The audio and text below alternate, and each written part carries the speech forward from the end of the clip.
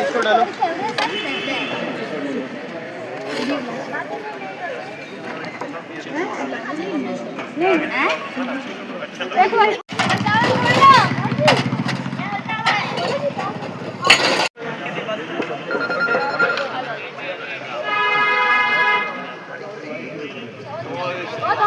परम धीमहि ओम शांति शांति शांति।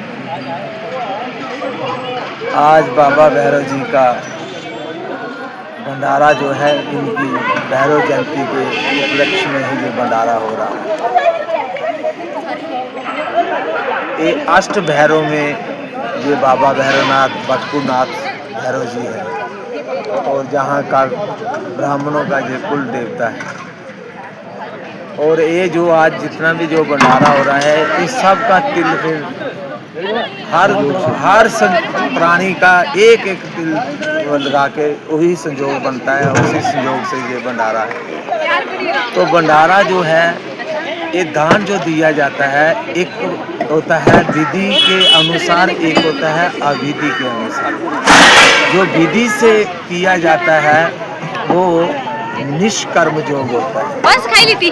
और जो अविधि से होता है वो साकाम फल की इच्छा रख के, एक कर्म योग एक ज्ञान योग। और निष्काम से जो दान दिया जाता है वो श्रद्धा से दिया जाता है, और जो श्रद्धा से दान दिया जाता है वही दान जो है स्वीकार हो जाता है।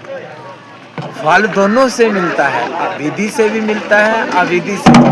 अविधि जो होता है वो मूढ़मति से, अपने मन से, मन मर्जी से, और विधि जो होती है वो ईश्वर के अनुसार और निमित्त बनकर। आज हम भी जहाँ हैं ये हमारे से नहीं है, हम एक निमित्त मात्र हैं। करने वाला वो वही है, ईश्वर ही है, बाबा भैरवनाथ जी है।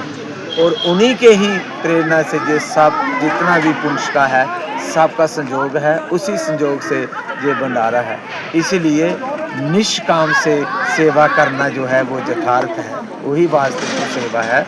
और श्रद्धा से दान दिया हुआ दान है, स्वीकार है।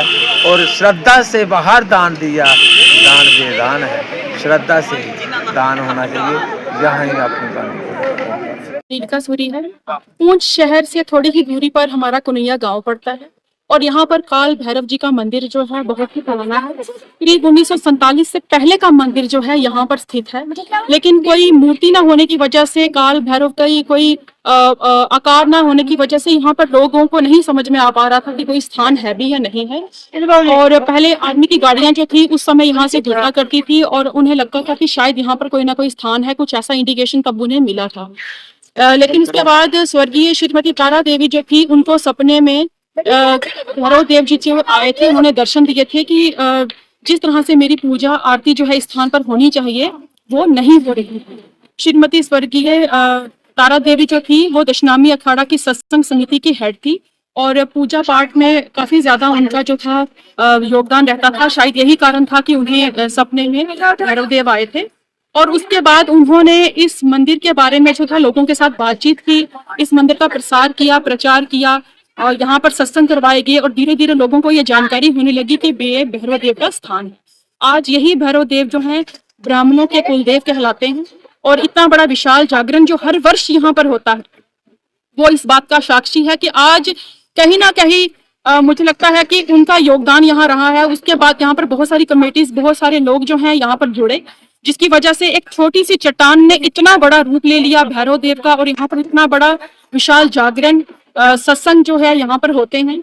ये बहुत ही अच्छी बात है। और हम सनातनियों को चाहिए कि जो भी मेरे हिसाब से हमारे जो भी छोटे मोटे मंदिर हैं जो किसी गणना में नहीं आते, किसी देख रेख में नहीं आते, तो उनकी जो है देखभाल करनी चाहिए, उन्हें भी जो है सपोर्ट करना चाहिए, ताकि हम हिंदुओं का, हम सनातनियों का, हमारा जो धर्म है, हमारे भगवानों की जो भी कथाएं हैं, जो भी उनकी हिस्ट्री है, वो कम से कम आने वाली पीढ़ी तक पहुंचे और उन्हें भी पता चले।